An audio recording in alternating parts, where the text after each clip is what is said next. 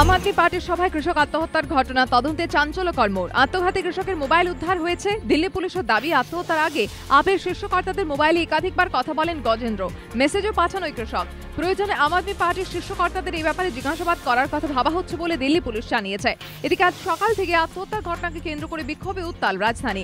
মুখ্যমন্ত্রী অরবিন্দ কেজরিওয়ালের বাড়ির বাইরে বিক্ষোভ দেখায় যুব কংগ্রেস, যন্তর মন্তরে বিক্ষোভ দেখায় বিজেপিও। জলকামানের সাহায্যে জনতাকে ছত্রভঙ্গ করার চেষ্টা করে দিল্লি পুলিশ। তার আগে দিল্লি পুলিশের সদর দপ্তরের সামনে বিক্ষোভে সামিল হয় বিজেপি। ঘটনার তদন্তে নেমে পুলিশ মৃত কৃষক গজেন্দ্রর মোবাইলটি উদ্ধার করে।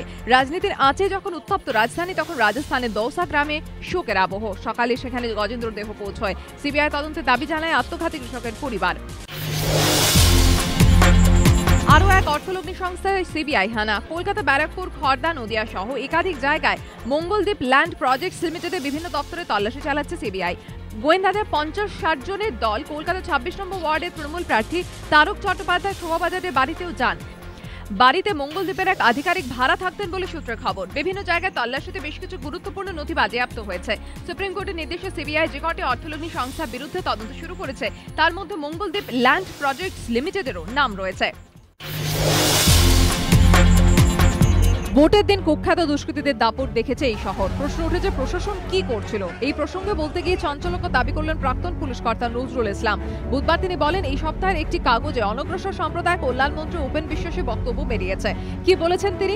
নজরুল ইসলামের দাবি, কাগজে প্রকাশিত খবরে মমতা বন্দ্যোপাধ্যায় মন্ত্রিসভার সদস্য বলেছেন তৃণমূলে থেকে তিনি কোনো বড় কাজ করতে পারছেন না। নজরুল ইসলামের এই দাবির প্রেক্ষিতে অনগ্রসর কল্যাণমন্ত্রী উপেন বিশ্বাসের সঙ্গে একাধিকবার টেলিফোনে যোগাযোগের চেষ্টা করা হয়, কিন্তু ফোনে তাকে পাওয়া যায়নি।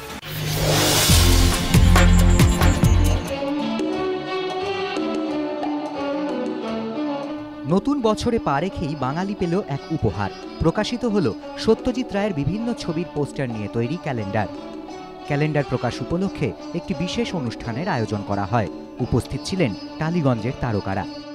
বাংলা ক্যালেন্ডার তো আমাদের বেশি হয় না, সেরকম সুযোগও আসে না, এবং এটা অত্যন্ত বিউটিফুলি ডিজাইনড একটা ক্যালেন্ডার হয়েছে।